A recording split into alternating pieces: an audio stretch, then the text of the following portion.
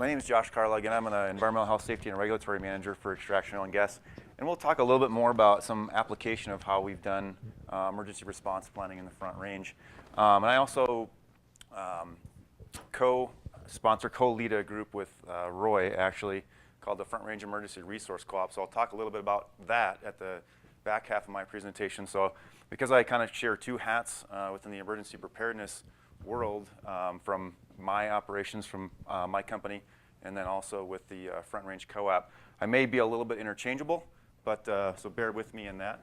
But again, we're here to talk about emergency response, but I want to make sure that we reiterate that safety in our operations is our #1 focus.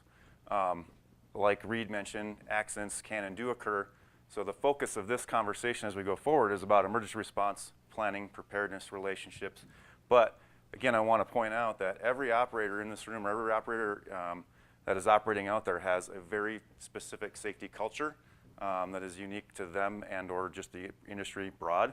And what we always like to have is a few different ways with this. It starts with our people, it starts with our leadership, and it continues on with different processes, different standards and regulations, and then as what Brian and Christina mentioned in the previous, all of the different BMPs and practices that we have in place to ensure safe operations. So again, I want to start with that because that is the #1 thing that we focus on.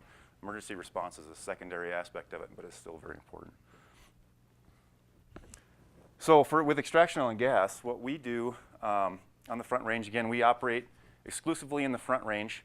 I operate in 29 different fire jurisdictions. So we're kind of all over the place: Weld County, Adams County, Broomfield. We're starting to work with Aurora, Commerce City. So that interaction with our first responders is very important.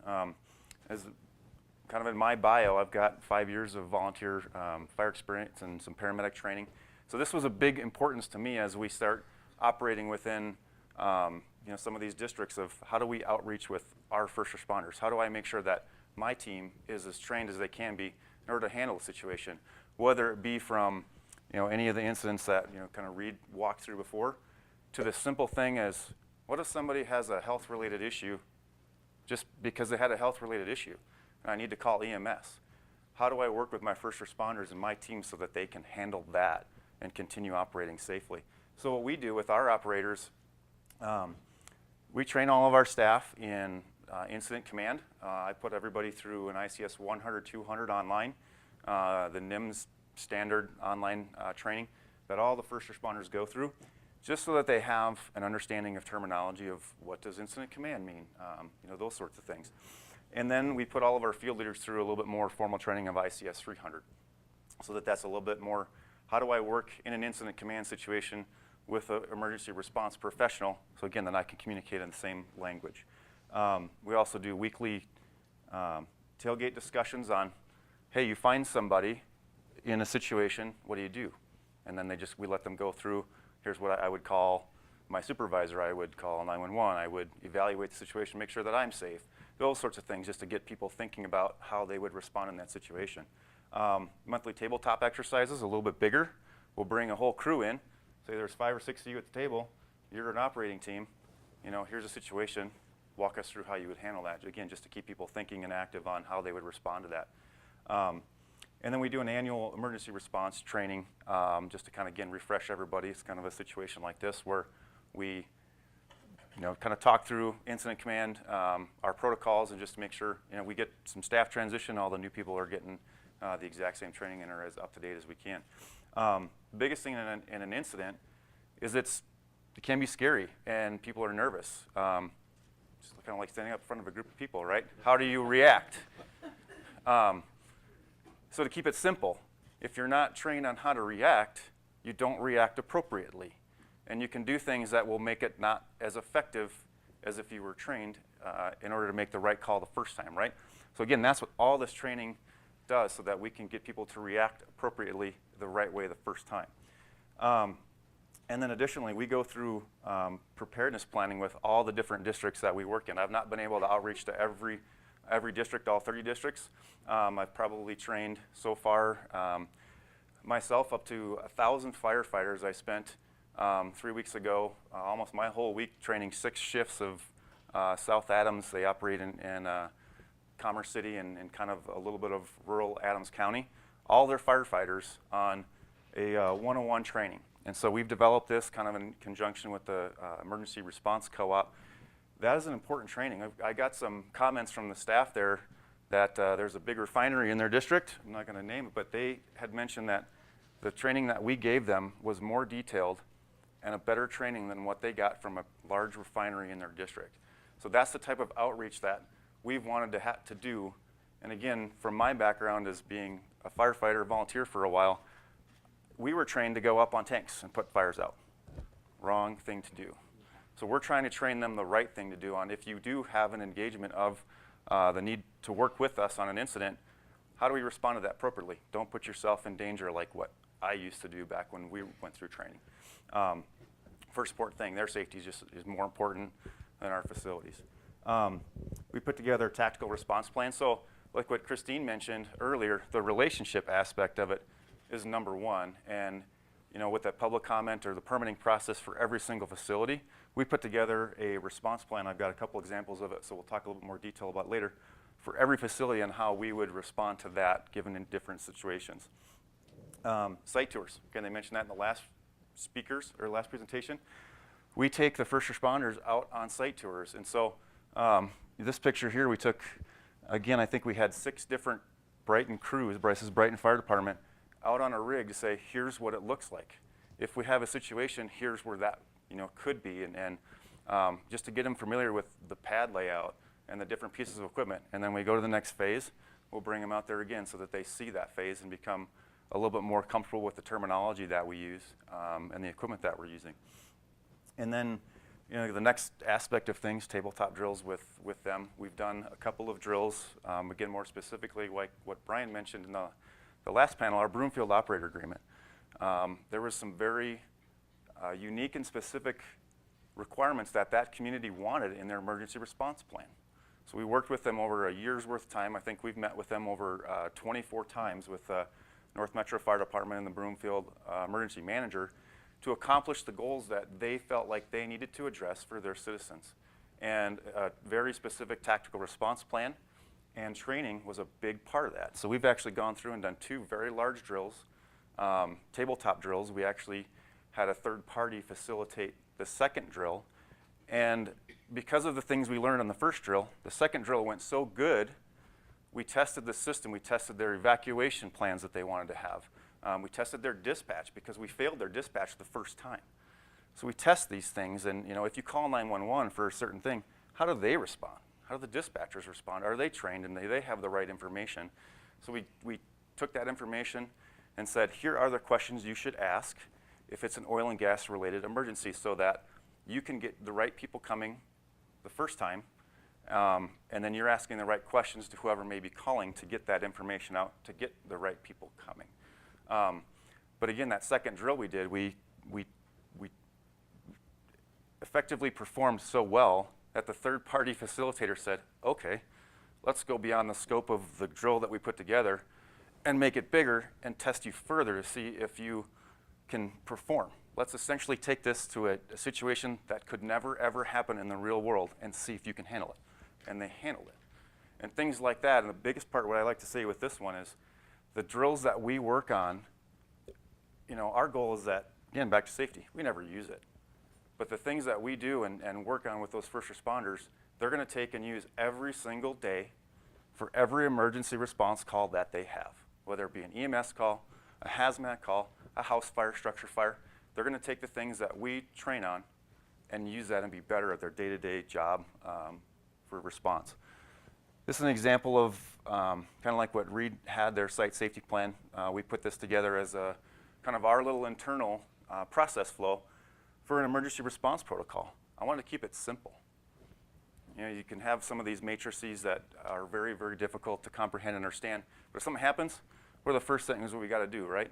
Make notifications, make sure you're safe, make sure that the facility's safe, those types of things, and on and on and on. And it goes down to the fourth of how do I stand up my executives? How do I stand up additional emergency responders that I may need, specialized responders, whether it be an oil spill response contractor or yellow iron or a well control contractor or a different emergency response contractor with specialized equipment.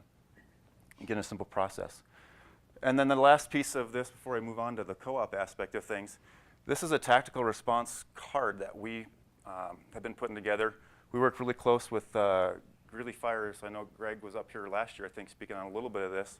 And we're refining this right now to make it even more effective to be used all across the Front Range. Again, because I work in 30 different jurisdictions, every jurisdiction may want something different, right? So I got to come up with 30 different ways on how I would interact and teach my guys. Well, I don't think that's very effective. And same thing, they feel like that's not effective. Greeley Fire works with probably 6 different operators, and each operator does things different.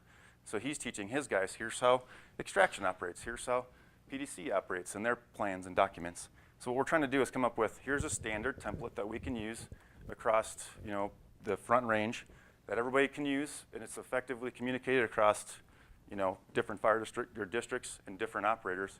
And the goal with this is, again, identify, this is your first 10-minute, 20-minute play card. If you have an incident, here's how you'd stand up incident command, here's where muster areas would be, here's some critical receptors.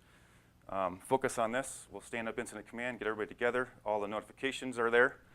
And then once we get commands set or established, then we go, okay, what next? So again, it's the first 10 to 15 minutes of an incident. This is the card. And fire departments do this for every industry that they have in their district already as part of their pre-planning process. So if you got a King Soopers in your neighborhood, they have this type of a pre-planning process in case King Soopers has a fire. How do they respond to that fire? How do they evacuate it?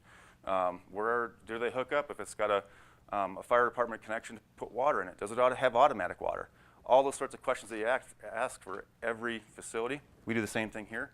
And then we put this card in their first due engine so that their first due crews can say, hey, pull this card up. Let's move forward. This is how we would maneuver on that. Again, the back half of this card with some tactics and communications on it. So that's, again, more specific to extraction oil and gas on how we've operated and engaged some of our local first responders. And we'll take it broad on this Front Range Emergency Resources Co-op. So this started back in 2014. We've evolved it a little bit. And right now, our primary purpose is relationships and training.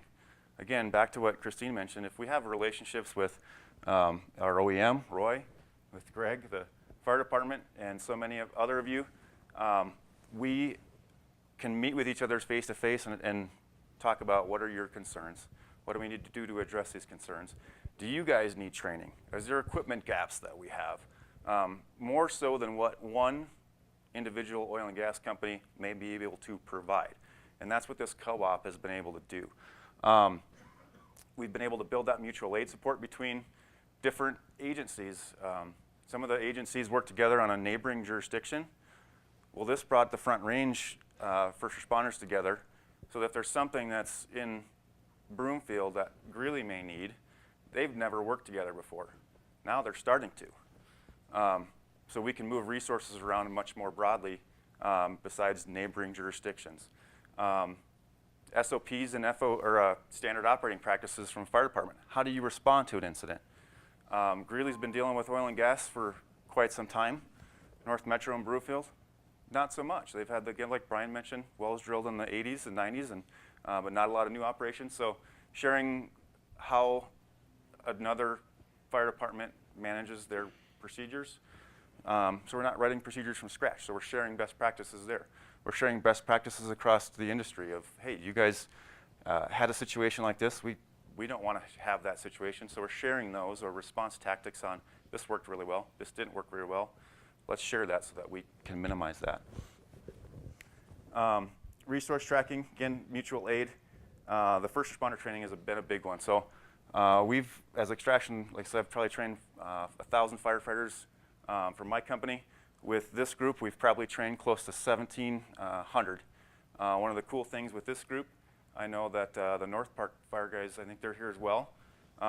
As of this group last year, sharing some of the things that we've been doing, we were able to bring the Front Range training and go up to the North Park guys and train them. And I've heard that that was really, really valuable. So that's one of the things that, again, we wanted to take this as a really good best practice in the industry not only for the Front Range, but does this have some applicability in other areas, whether it be a West Slope or a Colorado statewide thing? And let's share these practices and resources and trainings. We want to give this out there, get it out there. It doesn't cost anything. We've put it together. How do we get that information out there? The last one? Looks like the last one. I had a few other ones on there, but I must have missing. So, yeah, just a quick little follow-up. I had a couple other slides on here that are not here, but one of the things that we've been doing with kind of the resource response tracking is, identifying gaps. Do we have enough foam in certain areas in order to address the situation? Not everybody needs to have a lot of foam, but can we put it in different places? So we've been putting together some subgroups on a tactical response plan to get everybody together to make a consistent one, a foam resources group. And what that group's done is they've taken GIS, said, hey, we've got some gaps and we can get foam here in 2 hours, in addition to the things that they've already had. And we've identified like 4 or 5 different areas where we can strategically place foam.